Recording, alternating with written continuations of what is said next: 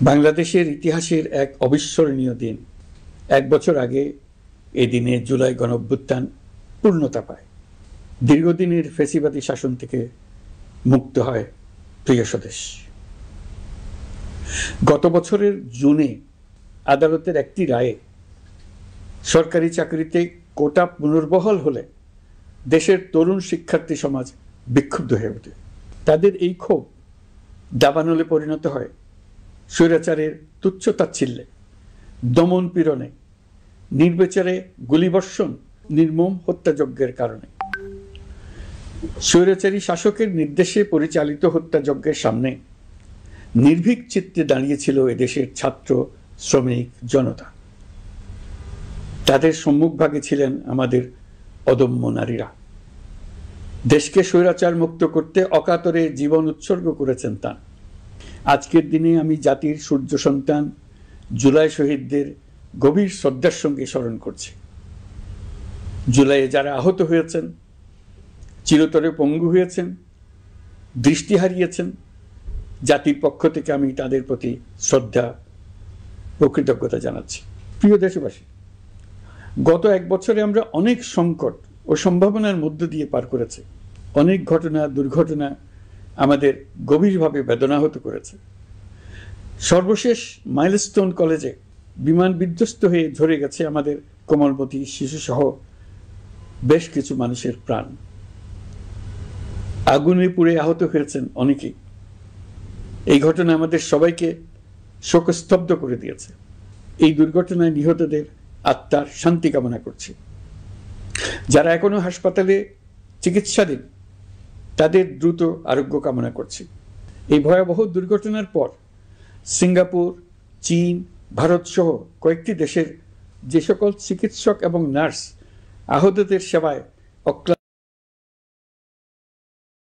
পরিশ্রম করেছেন তাদের প্রতি কৃতজ্ঞতা জানাচ্ছি। যারা রক্ত দিয়ে আহতদের পাশে দাঁড়িয়েছেন কৃতজ্ঞতা জানাচ্ছি তাদের প্রতিও। প্রিয় দেশবাসী, জুলাই অভ্যুত্থানের পর আমরা অনেক দূর পথ অতিক্রম করে এসেছি। আমাদের জাতীয় জীবনে শান্তি শৃঙ্খলা ফিরে এসছে, অর্থনীতিতে গতিশীলতা এসছে, সংকট দূর হয়েছে। মাত্র কয়েকদিন আগে যুক্তরাষ্ট্রের সঙ্গে আমরা সফলতার সঙ্গে শুল্ক আলোচনা সমাপ্ত করেছি। এর ফলে আমাদের অর্থনীতির সম্ভাবনা বহুগুণ বেড়ে গিয়েছে। যখন এক বছর আগে আমাদের অন্তর্বর্তীকালীন সরকার 16 বছর ব্যাপী একটানা ধ্বংসযজ্ঞ এবং লুটপাটে বিধ্বস্ত এক অর্থনীতির দায়িত্ব নিয়েছিলাম, তখন কারোরই মনে হচ্ছিল না এই বিধ্বস্ত অর্থনীতিকে আবার সহজে চালু করা যাবে। মাত্র এক বছরের মধ্যে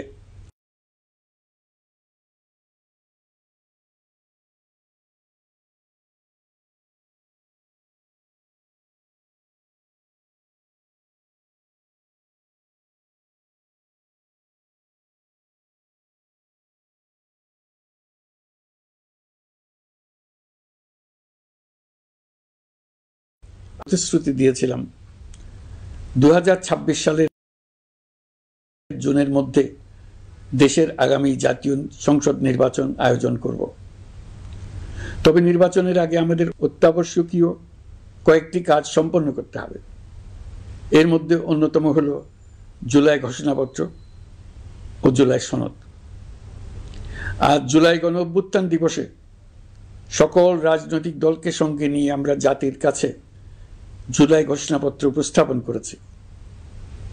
এই ঘোষণাপত্রে মহান মুক্তিযুদ্ধ সহ বাংলাদেশের মানুষের অতীতের বিভিন্ন ঐতিহাসিক ও গণতান্ত্রিক সংগ্রাম থেকে শুরু করে জুলাই অভ্যুত্থানের প্রেক্ষাপট বর্ণনা করা হয়েছে।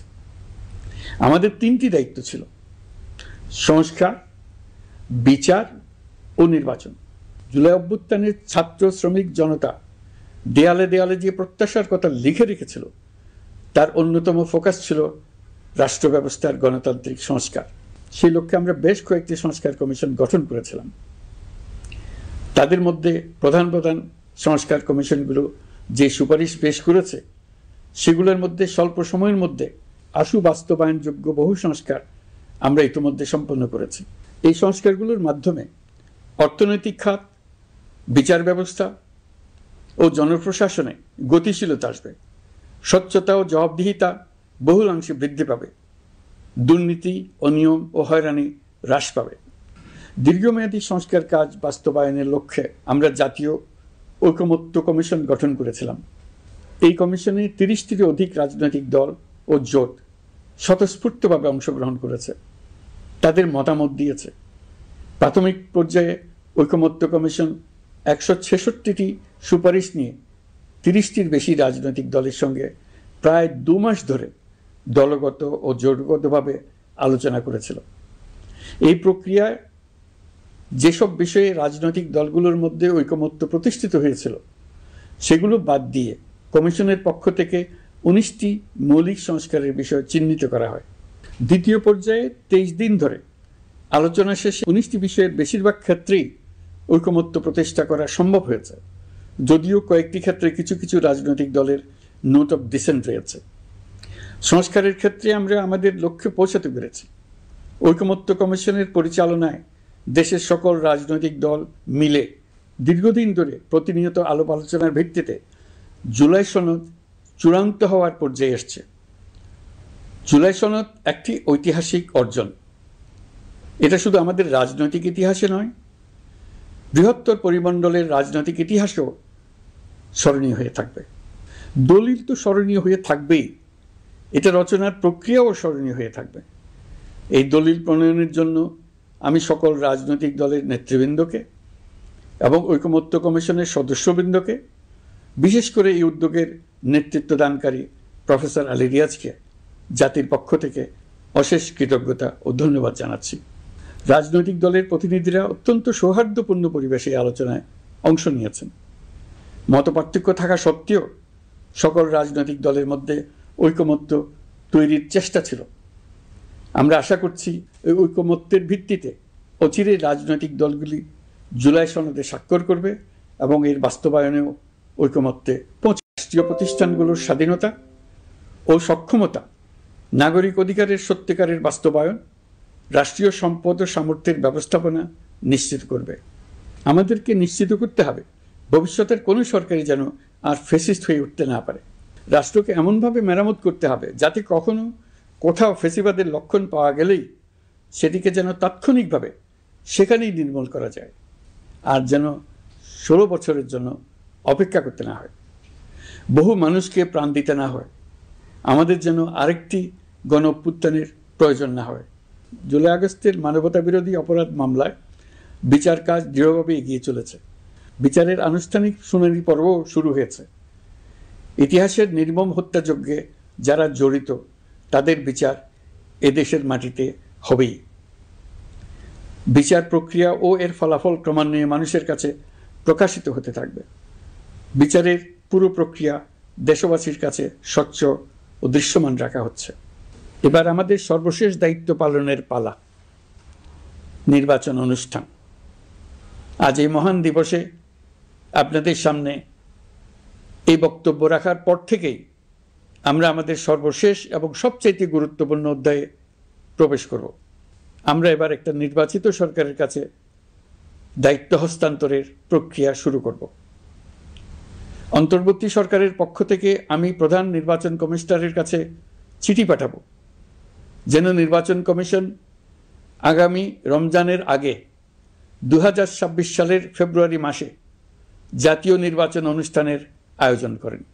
আপনারা সকলেই দোয়া করবেন যেন সুন্দরভাবে নির্বাচন অনুষ্ঠান করে এদেশের সকল নাগরিক একটি নতুন বাংলাদেশ গড়ার কাজে সফলভাবে এগিয়ে যেতে পারে।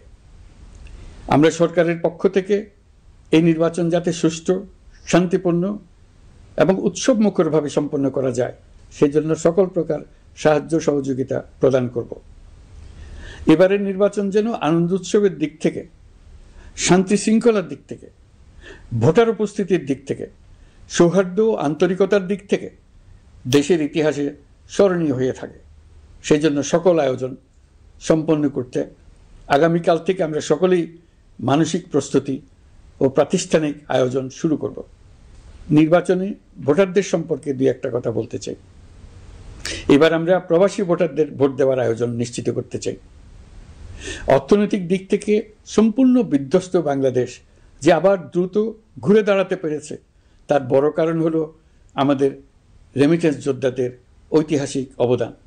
নির্বাচনে তাদের অংশগ্রহণ নিশ্চিত করার জন্য নির্বাচন কমিশন প্রস্তুতি নিচ্ছে। নারী ভোটাররা যেন দেশের সর্বত্র নির্দ্বিধায় আনন্দোৎসাহ সহকারে তাদের ভোট দিতে পারে, এটা নিশ্চিত করতে চাই। এবার যেন কেন্দ্রে কেন্দ্রে নারী ভোটারদের ঢল নামে, আমরা সেই লক্ষ্যে সমস্ত ব্যবস্থা গ্রহণ করব।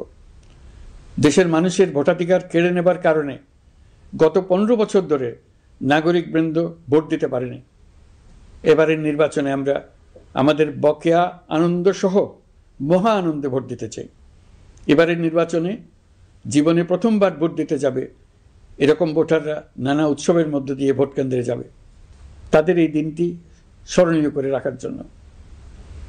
এর মধ্যে নতুন নারী ভোটার থাকবে, নতুন পুরুষ ভোটার থাকবে, এর মধ্যে এমন ভোটার থাকবে যারা 15 বছর আগে থেকেই ভোট দিতে পারত কিন্তু জীবনে একবারও ভোট দিতে পারেনি। এর মধ্যে আসবে যারা 10 বছর আগে, 5 বছর আগে ভোট দিতে পারত কিন্তু পারেনি। আর আসবে ভাগ্যবান ও ভাগ্যবতীর দল, যারা এই প্রথমবার ভোটার হওয়ার যোগ্যতা লাভ করলো এবং সঙ্গে সঙ্গে ভোট দেওয়ার সুযোগও পেয়ে গেল। নির্বাচনের দিনকে আমরা ঈদের উৎসবের মতো করতে চাই। এবারের ভোটের আনন্দ থাকবে সবার মধ্যে। আপনারা সবাই বাচ্চা কাচ্চাদের নিয়ে ভোট কেন্দ্রে যাবেন। নাগরিক অধিকার প্রয়োগের মহা আনন্দ পরবর্তী বংশধরদের কাছে। অসময়ে টানা বৃষ্টিতে শহর জুড়ে জলাবদ্ধতা, বিশেষজ্ঞদের মতে পানি কমতে সময় বেশি লাগবে। প্রতিদিন আলাপ আলোচনা করুন আপনার এলাকায় ভোটদান ব্যবস্থা কেমন হলে সুন্দর হয়, কেমন হলে আনন্দমুখর হয়, সেটা আগে থেকে ঠিক করার জন্য। নতুন বাংলাদেশ গড়ার কাজের ভিত্তি রচনা হবে এবারের নির্বাচনে, তার জন্য প্রস্তুতি নিন। প্রিয় দেশবাসী, দেশের ইতিহাসে এখন পর্যন্ত যতগুলো বড় সংঘাত, সহিংসতার ঘটনা ঘটেছে তার সবগুলোর নেপথ্য কারণ ছিল ত্রুটিপূর্ণ নির্বাচন। ত্রুটিপূর্ণ নির্বাচনের মধ্য দিয়ে কোনো দল যদি গায়ের জোরে নির্বাচিত হয়ে ক্ষমতায় আসে, তার চূড়ান্ত পরিণতি কি তার জুলাই অভ্যুত্থান আমাদের দেখিয়ে দিয়েছে। আমরা ইতিহাসের কলঙ্কিত কোনো অধ্যায়ের পুনরাবৃত্তি আর করতে চাই না। আপনারা প্রত্যেকেই অবগত আছেন, একটা গোষ্ঠী নির্বাচনকে বাধাগ্রস্ত করার জন্য উন্মুখ হয়ে আছে। তারা দেশের গণতান্ত্রিক অগ্রযাত্রাকে ব্যাহত করতে দেশের বাইরে বসে ভেতরে থেকে নানা অপচেষ্টায় লিপ্ত রয়েছে। আমাদেরকে অবশ্যই খেয়াল রাখতে হবে তারা যেন নির্বাচনকে সংঘাতময় করে তোলার কোনো রকমের সুযোগ না পায়। মাথায় রাখবেন, পরাজিত শক্তি নির্বাচনের আগ পর্যন্ত বারবার মাথাচাড়া দিয়ে ওঠার চেষ্টা করবে, কিন্তু একটি অবাধ, সুষ্ঠু, নিরপেক্ষ নির্বাচন সফলভাবে আয়োজন করা গেলে অপশক্তির পরাজয় চূড়ান্ত হবে। নির্বাচন সংক্রান্ত বিষয়ে প্রতিনিয়ত পরামর্শ নেওয়ার জন্য আমরা প্রযুক্তির সাহায্য নেব। এই জন্য একটি অ্যাপ তৈরির উদ্যোগ নিচ্ছি। দ্রুত এই অ্যাপটি চালু হবে। আপনারা আপনাদের সকল পরামর্শ, সকল মতামত, সকল আশঙ্কা এবং উদ্যোগের কথা এই অ্যাপের মাধ্যমে আমাদেরকে জানাবেন। আমরা তা যথাযথ কর্তৃপক্ষকে জানিয়ে দেব, সমস্যা সমাধানের জন্য ব্যবস্থা নেব। রাজনৈতিক দলগুলোর প্রতি আমার আহ্বান থাকবে, আপনাদের নির্বাচনী ইশতেহারে, আপনাদের প্রতিশ্রুতি, প্রতিজ্ঞা, পরিকল্পনায় কোনো কিছুতেই যেন তরুণরা বাদ না পড়ে, নারীরা বাদ না পড়ে। মনে রাখবেন, যে তরুণ তরুণীরা বাংলাদেশকে বদলে দিয়েছে তারা বিশ্বকেও বদলে দেওয়ার ক্ষমতা রাখে। আপনার দল থেকে তাদেরকে সেই সুযোগ দেওয়ার উদ্যোগ নেন। আগামী নির্বাচনে সবাই নিরাপদে যার যার পছন্দের প্রার্থীকে ভোট দেবে, এটা নিয়ে কারো কোনো আপত্তির সুযোগ রাখা যাবে না। আমরা সবাই সবার পছন্দের প্রতি সম্মান দেখাবো, এটাই হোক আমাদের প্রতিজ্ঞা। প্রিয় দেশবাসী, আপনারা জানেন সরকার দায়িত্ব গ্রহণের পরপরই দেশের দক্ষিণ ও উত্তরাঞ্চলে যে ভয়াবহ বন্যা পরিস্থিতি তৈরি হয়েছিল তা ফসল উৎপাদনে ব্যাপক ক্ষতি সাধন করেছে। এর ফলে নিত্য প্রয়োজনীয় পণ্যের মূল্যবৃদ্ধির আশঙ্কা হয়েছিল। তবে সংশ্লিষ্ট প্রতিষ্ঠান ও কর্তৃপক্ষের যথাযথ পদক্ষেপ, নজরদারি ও মধ্যস্বত্বভোগীদের দৌরাত্ম্য কমানোর ফলে এটি এড়ানো গেছে। বিশেষ করে এবছরের পবিত্র মাহে রমজান মাস থেকে শুরু করে এখন পর্যন্ত বাজার পরিস্থিতি স্থিতিশীল রয়েছে। মূল্যস্ফীতির নিয়ন্ত্রণ ছিল আমাদের জন্য সবচেয়ে বড় চ্যালেঞ্জ। ভঙ্গুর অর্থনীতি ও বন্যার কারণে খাদ্য মূল্যস্ফীতি হয়েছিল প্রায় 14%। এখন সেটা অর্ধেকে নেমে এসছে। আমরা আশা করছি ডিসেম্বরের মধ্যে এটা 6% নেমে আসবে। এই জুন মাসে দেশের সার্বিক মূল্যস্ফীতি কমে 8.48% হয়েছে, যা বিগত 35 মাসের মধ্যে সর্বনিম্ন। এই নিয়ে 4 মাস ধরে সার্বিক মূল্যস্ফীতি ক্রমান্বয়ে কমেছে। বর্তমান অন্তর্বর্তীকালীন সরকারের প্রতি প্রবাসীদের অসীম আস্থার ফলে মুদ্রাবাজারেও স্থিতিশীলতা ফিরে এসছে। গত অর্থ বছরে ব্যাংকিং চ্যানেলে রেকর্ড $3033 কোটি প্রবাসী আয় দেশে এসছে। রপ্তানি আয়ে প্রায় 9% প্রবৃদ্ধি হয়েছে। এর ফলে টাকা শক্তিশালী হয়েছে। অনেক বছর পর ডলারের বিপরীতে টাকার মান বাড়ছে। গত 11 মাসে বৈদেশিক পাওনাদারদের পাওনা সুদ ও আসল বাবদ $4 বিলিয়ন অর্থাৎ $400 কোটি অর্থ পরিশোধ করা হয়েছে, যা এ যাবৎকালের সর্বোচ্চ। আগের বকেয়া আদায় পরিশোধের পরও বৈদেশিক মুদ্রার রিজার্ভ বাড়ছে। আগামীতে এই ধারা বজায় থাকবে বলে আমরা আশা করি। বিদেশি বিনিয়োগ বৃদ্ধিতে বিভিন্ন উদ্যোগ নেওয়ার ফলে এই বছরের প্রথম 3 মাসে বিদেশি বিনিয়োগ এসছে $10,500 কোটি। গত বছরের একই সময়ের তুলনায় এটা দ্বিগুণেরও বেশি।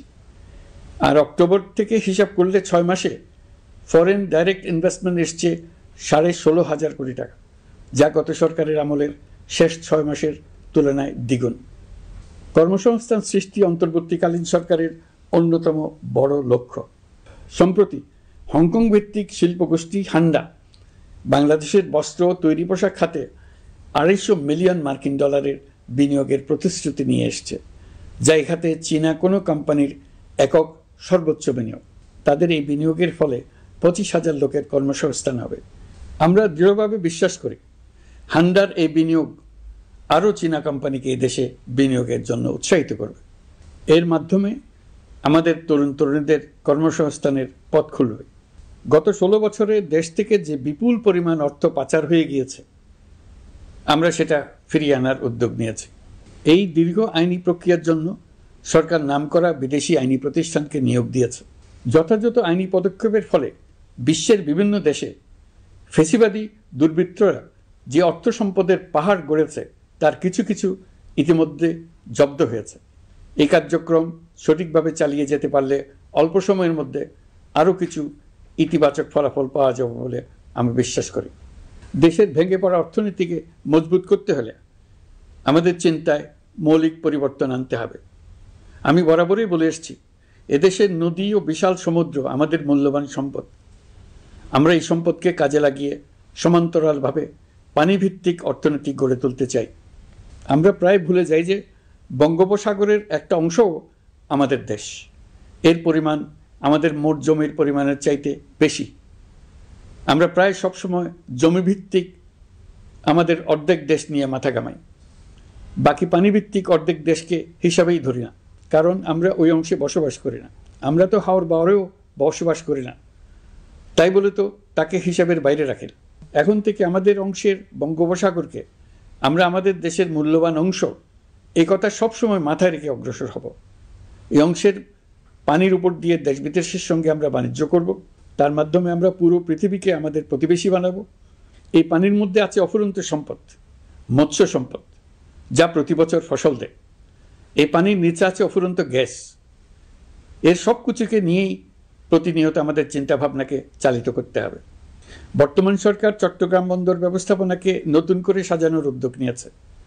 সরকার সম্প্রতি বাংলাদেশ নৌবাহিনী পরিচালিত ড্রাই ডক লিমিটেডকে নিউ মেরিন টার্মিনাল কন্টেইনার হ্যান্ডলিংয়ের দায়িত্ব দিয়েছে। তারা কাজ শুরু করা মাত্রই কিছু ইতিবাচক পরিবর্তন এসছে। প্রথম 2 সপ্তাহে দেখা গেছে আগের তুলনায় প্রতিদিন গড়ে 225টি বেশি কন্টেইনার হ্যান্ডলিং হচ্ছে। এই বন্দরকে আধুনিকভাবে গড়ে তোলা গেলে তা শুধু বাংলাদেশের অর্থনীতিতেই ভূমিকা রাখবে না, নেপাল, ভুটান সহ পার্শ্ববর্তী অঞ্চলের অর্থনীতিতে ইতিবাচক ভূমিকা রাখতে সক্ষম হবে। বিনিময়ে তারাও উপকৃত হবে, আমরাও উপকৃত হব। আমাদের উপকূল অঞ্চল অফুরন্ত সম্ভাবনার আধার। কুমিরা থেকে টেকনাফ পর্যন্ত নানা বন্দরের কর্মচাঞ্চল্যে সমগ্র উপকূল অঞ্চলকে দক্ষিণ এশিয়ার একটি গুরুত্বপূর্ণ অর্থনৈতিক প্রাণকেন্দ্র হিসেবে প্রতিষ্ঠা করবে। এই পুরো অঞ্চলে অনেকগুলো শিল্পাঞ্চল গড়ে উঠবে শুধু সমুদ্রের সান্নিধ্য এবং তার ব্যবহারের দক্ষতার কারণে। সমুদ্র উপকূলীয় অঞ্চলের সম্পদ ও পরিবেশের টেকসই ব্যবহার নিশ্চিত করতে আমাদের বন্ধু দেশগুলোর সঙ্গে আলোচনা শুরু করেছি। তারা উৎসাহ সহকারে সাড়া দিয়েছেন। গভীর সমুদ্রকে আমরা এখনো আমাদের কল্যাণে কাজে লাগাতে পারিনি। একে কেন্দ্র করে আমরা মাছ পালন, আহরণ ও প্রক্রিয়াজাতকরণের শিল্প গড়ে তুলতে কাজ শুরু করেছি। এতে করে লক্ষ লক্ষ মানুষের কর্মসংস্থান হবে, আমাদের অর্থনীতি নতুন শক্তিতে বলীয়ান হবে। প্রিয় দেশবাসী, প্রবাসী বাংলাদেশিদের জন্য ভিসা সংক্রান্ত জটিলতা দূর করতে আমরা গভীরভাবে কাজ করে যাচ্ছি। বাংলাদেশি নাগরিকদের জন্য আরব আমিরাত পুনরায় ভিসা চালু করেছে। মালয়েশিয়া কর্তৃপক্ষ বাংলাদেশি কর্মীদের জন্য প্রথমবারের মতো মাল্টিপল এন্ট্রি ভিসা চালু করেছে। অন্যান্য দেশের সঙ্গেও ভিসা জটিলতা কিভাবে কমিয়ে আনা যায় এ নিয়ে আমরা কাজ করে যাচ্ছি। আগামী 5 বছরে জাপানে অন্তত 1 লক্ষ বাংলাদেশি তরুণদের পাঠানোর প্রস্তুতি শুরু করেছে। তরুণদের সেখানে পাঠানোর জন্য বিশেষ প্রশিক্ষণ, অন্যান্য ব্যবস্থাও আমরা নিতে শুরু করেছি। এর পাশাপাশি আমরা ইতালি, দক্ষিণ কোরিয়া, সার্বিয়া সহ বিভিন্ন দেশে দক্ষ কর্মীদের পাঠানোর উদ্যোগ নিয়েছি। সৌদি আরব, জর্ডান, ওমান সহ বিভিন্ন দেশে নথিপত্রের কারণে যে প্রবাসীরা ইরেগুলার হয়ে গিয়েছিলেন তাদেরকে রেগুলারাইজ করার জন্য ব্যবস্থা নিয়েছে। আমরা বিভিন্ন দেশের সঙ্গে বিদ্যমান চুক্তিগুলোকে পর্যালোচনা করে দেখছি যাতে আমাদের প্রবাসী ভাই বোনদের জন্য সেগুলো স্বস্তিদায়ক হয়। দেশে এবং দেশের বাইরে বাংলাদেশের নাগরিকরা যে যেখানে অবস্থান করছে তারা যাতে সব ধরনের নাগরিক সুবিধা পান, আমরা সেই বিষয়ে উদ্যোগ নিয়েছি। চলতি বছর আমাদের নানা উদ্যোগের ফলে প্রায় 87,000 বাংলাদেশি সুষ্ঠুভাবে হজ পালন করতে পেরেছেন। হজের ব্যয়ও অন্যান্য বছরের তুলনায় আমরা কমিয়ে আনতে পেরেছি। হাজিরা যাতে নির্বিঘ্নে হজ সম্পন্ন করতে পারে সেজন্য লাব্বায়েক নামে অ্যাপ চালু করেছে, যার মাধ্যমে ঘরে বসেই হাজিদের আত্মীয় স্বজন, পরিবার পরিজন তাদের অবস্থান প্রতি মুহূর্তে জানতে পেরেছেন। এই বছর দক্ষিণ এশিয়ার অন্যান্য দেশগুলোতেও আমাদের হজ ব্যবস্থাপনা প্রশংসিত হয়েছে। আগামী বছরের হজ ব্যবস্থাপনা যেন আরও নির্বিঘ্নে সম্পন্ন করা যায় সেজন্য মন্ত্রণালয় এখন থেকেই প্রস্তুতি নিতে শুরু করেছে। প্রিয় দেশবাসী, জুলাই গণঅভ্যুত্থানে তরুণ শিক্ষার্থীদের পাশে ঢাল হয়ে দাঁড়িয়েছিলেন আমাদের বাবা মা ও শিক্ষকরা। আমাদের বাবা মায়েরা তাদের সন্তানকে বহু কষ্টে বড় করে বিশ্ববিদ্যালয়ে পাঠায়। লেখাপড়া শেষ করে অনেক ছাত্র অসুস্থ হয়ে বের হয়। এর কারণ আবাসিক হলের নোংরা পরিবেশ, খাবারের নিম্নমান, তার উপর দলীয় সন্ত্রাসীদের দমনপীড়ন। বিশ্ববিদ্যালয়ে পড়াশোনার পরিবর্তে প্রতিদিন শিক্ষার্থীদের জোর করে রাজনৈতিক দলের প্রোগ্রামে নিয়ে যাওয়া হতো। প্রশাসন ও শিক্ষকরা সবই জানতেন, অথচ কেউ এটি থামাতে পারেননি, চেষ্টাও করেননি। কারণ শিক্ষকদের একটি বড় অংশ প্রমোশনের জন্য, সুবিধার জন্য দলীয় রাজনীতিতে জড়িত ছিলেন, নিপীড়কের ভূমিকায় ছিলেন। প্রতিটি বিশ্ববিদ্যালয়ের আবাসিক হলগুলোতে দলীয় সন্ত্রাসীদের নিয়ন্ত্রণ আর অমানসিক নির্যাতন চলত। সেখানে গড়ে তোলা হয়েছিল টর্চার সেল। অন্তর্বর্তী সরকার প্রতিশ্রুতিবদ্ধ যে আমরা আর কখনো শিক্ষা প্রতিষ্ঠানগুলোকে এমন কোনো রাজনীতি দ্বারা কলুষিত হতে দেব না যা পড়াশোনার পরিবেশ নষ্ট করে, তরুণদের জীবন ধ্বংস করে। বাবা মায়েদের যেন সন্তানকে বিশ্ববিদ্যালয়ে পড়তে পাঠিয়ে আর কখনো শঙ্কায় থাকতে না হয়। বর্তমান সরকার দায়িত্ব গ্রহণের পরপরই শিক্ষা ব্যবস্থার উন্নতির জন্য ধারাবাহিকভাবে পরামর্শ কমিটির সঙ্গে বৈঠক করেছে, বিভিন্ন উদ্যোগ হাতে নিয়েছে। বিদ্যালয়গুলোতে শিক্ষার মান কিভাবে বাড়ানো যায় সে বিষয়ে বিভিন্ন উদ্যোগ নেওয়া হচ্ছে। সরকার কিছুদিন আগে সারা দেশের সরকারি প্রাথমিক বিদ্যালয়ের সব প্রধান শিক্ষকের বেতনের গ্রেড 1 ধাপ বাড়িয়ে 10ম গ্রেড করার সিদ্ধান্ত নিয়েছে। এটি একটি যুগান্তকারী সিদ্ধান্ত। প্রাথমিক বিদ্যালয়গুলিতে শূন্য পদে 6,500 প্রধান শিক্ষক নিয়োগের প্রক্রিয়া চলছে। প্রাথমিকের পড়াশোনার পদ্ধতিগত পরিবর্তনের দিকেও আমরা মনোযোগ দিচ্ছি। সব স্কুলে ইন্টারনেট সংযোগ ও মাল্টিমিডিয়া শ্রেণীকক্ষ তৈরির নির্দেশ দেওয়া হয়েছে। পার্বত্য চট্টগ্রামে কমপক্ষে 100টি স্কুলে এবছরের মধ্যেই ই-লার্নিং চালু হবে। ঢাকা চট্টগ্রামের অভিজ্ঞ শিক্ষকরা প্রযুক্তির সহায়তায় এসব স্কুলে শিক্ষকতা করে সেখানকার শিক্ষক ঘাটতি পূরণ করবেন। যেসব এলাকায় বিদ্যুতের ঘাটতি রয়েছে সেখানে সোলার প্যানেল বসিয়ে বিদ্যুতের ঘাটতি নিরসন এবং মোবাইল নেটওয়ার্ক ও স্টারলিংক পরিষেবা ব্যবহার করে এই সংকট মোকাবেলা করা হচ্ছে। স্কুলগুলোতে মেয়েদের জন্য বিশেষ ব্যবস্থা গ্রহণ করে তাদের পড়াশোনার উপযোগী করে তোলা হচ্ছে। স্কুলের অবকাঠামোকে নারীবান্ধব করে তুলতে স্কুল ভবন নির্মাণের সময় কমিটিতে নারী স্থপতি রাখার নিয়ম করা হয়েছে। আমাদের লক্ষ্য হলো স্কুল ভবনের ডিজাইন থেকে শুরু করে পড়াশোনার পরিবেশ, চিন্তাভাবনায় মেয়েদেরকে বিশেষভাবে গুরুত্ব দেওয়া, যাতে তারা ব্যক্তিগত নিরাপত্তা ও স্বাস্থ্যের দিক থেকে স্বস্তিদায়ক পরিবেশে পড়াশোনা করতে পারে। প্রিয় দেশবাসী, জুলাই গণ অভ্যুত্থানে শহীদ ও আহত যোদ্ধাদের জন্য আমরা নিরলসভাবে কাজ করে যাচ্ছি। এখন পর্যন্ত 775টি শহীদ পরিবারকে প্রায় 100 কোটি টাকার সঞ্চয়পত্র ও মাসিক ভাতা বাবদ ব্যাংক চেক দেওয়া হয়েছে। অবশিষ্ট যারা আছেন তাদেরও কয়েকটি আইনগত বিষয় নিষ্পত্তি সাপেক্ষে সঞ্চয়পত্র দেওয়ার প্রক্রিয়া চলছে। এর পাশাপাশি আহত 13,800 জন জুলাই যোদ্ধাকে 3টি ক্যাটাগরিতে নগদ টাকা ও চেক বাবদ 153 কোটি 4 লাখ টাকা প্রদান করা হয়েছে। 78 জন অতি গুরুতর আহত জুলাই যোদ্ধাকে সিঙ্গাপুর, থাইল্যান্ড, তুরস্ক এবং রাশিয়ার উন্নত চিকিৎসার জন্য পাঠানো হয়েছে এবং চিকিৎসা ব্যয় বাবদ এ পর্যন্ত প্রায় 100 কোটি টাকা ব্যয় হয়েছে। আহতদের পুনর্বাসনের জন্য সরকারের সবকটি মন্ত্রণালয়ের সম্মিলিত প্রচেষ্টায় বিভিন্ন ধরনের উদ্যোগ নেওয়া হচ্ছে। ফ্যাসিবাদী সরকারের আমলে দেশের শহরে বন্দরে হাজারো প্রতিষ্ঠান, সড়ক, সেতু, সেনানিবাস, যুদ্ধজাহাজ, স্কুল, কলেজ, বিশ্ববিদ্যালয়ের নাম পরিবর্তন করে স্বৈরাচার তার নিজের এবং নিজের পরিবারের সদস্যদের নামে চালু করেছিল। আমরা সব নাম পরিবর্তন করে আগের নাম বা মানানসই নাম করে দিয়েছি। প্রিয় দেশবাসী, অন্তর্বর্তীকালীন সরকার এমন এক অবস্থায় দেশের দায়িত্বভার গ্রহণ করেছিল যখন প্রতিটি গণতান্ত্রিক প্রতিষ্ঠান, অফিস, আদালত বিধ্বস্ত অবস্থায় ছিল। আমাদের প্রথম এবং প্রাথমিক কাজ ছিল এই প্রতিষ্ঠানগুলোর সংস্কার এবং পুনর্নির্মাণে হাত দেওয়া, আইনশৃঙ্খলা বাহিনী পুনর্গঠন, অর্থনীতি পুনরুদ্ধার, আইন আদালত, নির্বাচন কমিশন সহ যাবতীয় গণতান্ত্রিক প্রতিষ্ঠানকে সচল করা এবং নাগরিকদের নিকট দায়বদ্ধ করে তোলা।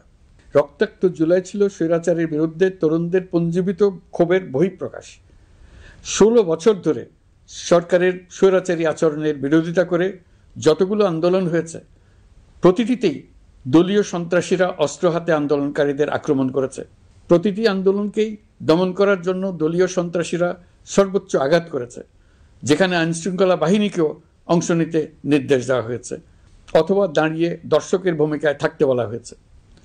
একটি স্বাধীন বিচার বিভাগের জন্য অন্তর্বর্তী সরকার সংস্কার কাজ হাতে নিয়েছে। বিচার বিভাগীয় সংস্কার কমিশনের প্রস্তাবনা অনুযায়ী সুপ্রিম কোর্ট বিচারক নিয়োগ সহ যে সকল কাজ এই সরকার স্বল্প সময়ের মধ্যে করে যেতে পারবে, সে সকল কাজের অধিকাংশ ইতিমধ্যে সম্পন্ন করা হয়ে গেছে। বাকি কাজ চলমান রয়েছে।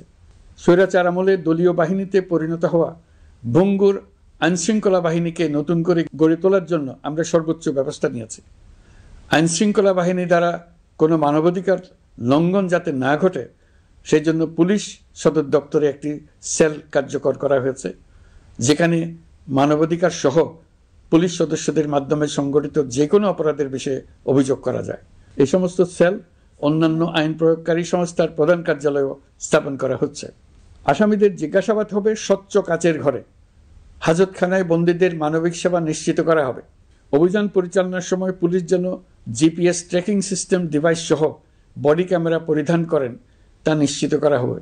পুলিশ যেন আর কখনোই কোনো আন্দোলন দমনে প্রাণঘাতী অস্ত্র ব্যবহার করতে না পারে, সেই ব্যবস্থা নেওয়া হয়েছে। বেআইনি সমাবেশে বল প্রয়োগের ক্ষেত্রে জাতিসংঘের স্বীকৃত 5টি ধাপ অনুযায়ী পুলিশ সদস্যদের প্রশিক্ষণ দেওয়া হচ্ছে। সব মিলিয়ে স্বরাষ্ট্র মন্ত্রণালয়ের পুলিশ সংস্কার কমিশনের প্রস্তাব অনুযায়ী 16টি সংস্কার কাজ সম্পন্ন হয়েছে। আরও 43টি সংস্কার কাজ সমাপ্ত হওয়ার পথে। দেওয়ানি আইন, নারী ও শিশু নির্যাতন দমন আইন সহ বিভিন্ন আইনগত সংস্কার সম্পন্ন হয়েছে। সম্প্রতি সরকার ফৌজদারি কার্যবিধি সংশোধন অধ্যাদেশ 2025 অনুমোদন করেছে। এর ফলে এখন থেকে কোনো ব্যক্তিকে আটকের পর 12 ঘন্টার মধ্যে যত দ্রুত সম্ভব পরিবারকে জানাতে হবে। আটককৃত ব্যক্তিকে আইনজীবীর সঙ্গে সাক্ষাতের সুযোগ দিতে হবে। গ্রেপ্তারকৃত ব্যক্তি রিমান্ডের পর অসুস্থ বা আহত হলে তাকে ডাক্তার কর্তৃক পরীক্ষা করতে হবে এবং আঘাতের কারণ নিশ্চিত হতে হবে। তার প্রয়োজনীয় চিকিৎসা দিতে হবে। এক্ষেত্রে পুলিশের দায় থাকলে আইনি ব্যবস্থা নেওয়ার বিধান যুক্ত করা হয়েছে। এই আইনের ফলে গ্রেফতার ও আটক নিয়ে মানুষের হয়রানি অনেক কমে আসবে, পুলিশের জবাবদিহিতা বাড়বে এবং বিচারের কাজ দ্রুততর হবে। পুলিশ সংস্কার কমিশনের সুপারিশ ছিল কোনো ব্যক্তি থানায় জিডি করতে গেলে অবশ্যই তা গ্রহণ করতে হবে। জিডি গ্রহণ করা ছাড়া থানা থেকে কোনো ব্যক্তিকে ফিরিয়ে দেওয়া যাবে না।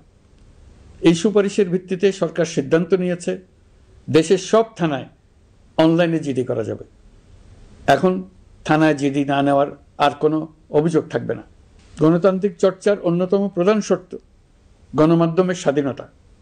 অতীত ইতিহাসের দিকে তাকালে দেখা যায় মুক্ত সাংবাদিকতার ক্ষেত্রে প্রথম এবং সবচেয়ে বড় বাধা হিসেবে কাজ করেছে সরকার। অন্তর্বর্তী সরকার এইসব বাধা অপসারণে বিভিন্ন উদ্যোগ নিয়েছে। আমরা সমালোচনাকে উন্মুক্ত করে দিয়েছি। যে কেউ চাইলেই যে কোনো মাধ্যমে, সেটা মূলধারার গণমাধ্যম হোক কিংবা সামাজিক যোগাযোগ মাধ্যমেই হোক, সরকারের সমালোচনা করতে পারছেন। এমনকি রাষ্ট্রীয় গণমাধ্যমেও সরকারের সমালোচনা করা যাচ্ছে। নিকট অতীতে যা ছিল অকল্পনীয়। সাংবাদিকদের জবাবদিহিতা নিশ্চিত করার জন্য সরকার ইতিমধ্যে প্রেস কাউন্সিল পুনর্গঠন করেছে।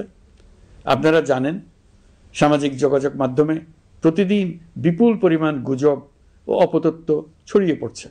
দেশকে অস্থিতিশীল করতে হাতিয়ারে পরিণত হয়েছে গুজব। অপতথ্য মোকাবেলা করার জন্য সাংবাদিকদের সক্ষমতা বাড়াতে বিভিন্ন ধরনের প্রশিক্ষণের ব্যবস্থা নেওয়া হচ্ছে।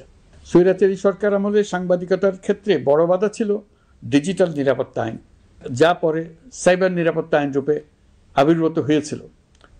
আমরা এই আইনটি বাতিল করেছি। এই আইনের অধীনে সাংবাদিকদের বিরুদ্ধে করা সব মামলা বাতিল করা হয়েছে।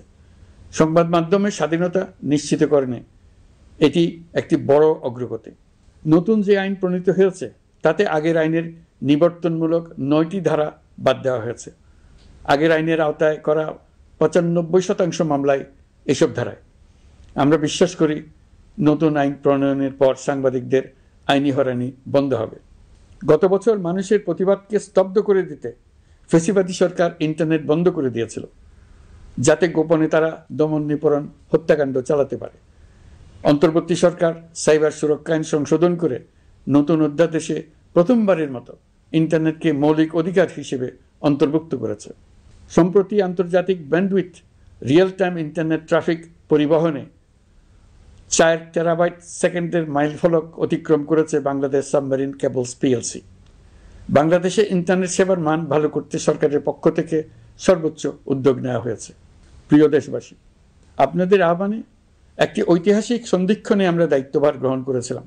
জুলাই অভ্যুত্থানে সৃষ্ট নতুন বাংলাদেশের যে অভূতপূর্ব সম্ভাবনা জাগ্রত হয়েছে, তাকে এগিয়ে নিতে আপনারা আমাদেরকে দায়িত্ব দিয়েছিলেন। গত 12 মাস ধরে আপনাদের সবাইকে সাথে নিয়ে জুলাইয়ের দাবি পূরণের চেষ্টা করে যাচ্ছি। আসুন আজ জুলাই গণ অভ্যুত্থান দিবসে প্রতিজ্ঞাবদ্ধ হই এই জাতিকে আমরা আর কখনো বিভক্ত হতে দেব না। আমরা সকল নাগরিকের প্রতি মর্যাদাশীল থাকব, তিনি যেই পরিচয়েরই হন না কেন। আমরা দৈনন্দিন জীবনে নানা ঘাত প্রতিঘাতে সাময়িকভাবে যদি পথভ্রষ্ট হয়েও পড়ি, প্রতি বছর জুলাই আমাদেরকে নতুন করে ঐক্যবদ্ধ হতে শক্তি যোগাবে। জুলাই তরুণদের উসিলায় জাতির আত্ম আবিষ্কারের মাস, ভুল ভ্রান্তি শুধরে নেবার মাস, গর্তে পড়ে যাওয়ার প্রবণতা থেকে নিজেদেরকে রক্ষা করার মাস। জুলাই গ্রামে গঞ্জে, সরকারি বেসরকারি স্কুল কলেজে, বিশ্ববিদ্যালয়ে, ফসলের মাঠে, ঘরে বাড়িতে কিশোর কিশোরী তরুণ তরুণীদের কাছ থেকে তাদের আকাঙ্ক্ষাগুলো জেনে নেওয়ার মাস। নির্বাচন আসছে। যদি আপনি আপনার নির্বাচনী এলাকা থেকে দূরে বসবাস করেন, তবে এখন থেকে নিয়মিত নির্বাচনী এলাকা পরিদর্শন করুন, যাতে সেরা ব্যক্তিকে নির্বাচিত করতে আপনি প্রস্তুত হতে পারেন। যাদের তাজা রক্তের বিনিময়ে আমরা আমাদের এই অতি মূল্যবান অধিকার ফিরে পেলাম, ভোটটা দেওয়ার আগ মুহূর্তে যেন তাদের চেহারা আমাদের চোখে ভেসে ওঠে। ফেব্রুয়ারি বেশি দূরে নয়। নির্বাচন নিয়ে প্রস্তুতি নিতে নিতেই ভোটের দিন এসে পড়বে। বহু বছর আমরা কেউ ভোট দিতে পারিনি। এবার আমরা সবাই ভোট দেব, কেউ বাদ যাবে না। সবাই যেন বলতে পারি, নতুন বাংলাদেশ গড়ার পথে দেশকে রওনা করার জন্য আমি আমার ভোটটা দিয়েছিলাম। আমার ভোটে দেশটা সে পথে রওনা হতে পেরেছিল। জুলাই গণ অভ্যুত্থান দিবসে সকল নাগরিকের কাছে আমার আহ্বান, আসুন নতুন বাংলাদেশ গড়ার প্রথম বড় পরীক্ষায় সফলভাবে উত্তীর্ণ হই। মহান আল্লাহ আমাদের সহায় হন। আল্লাহ হাফেজ।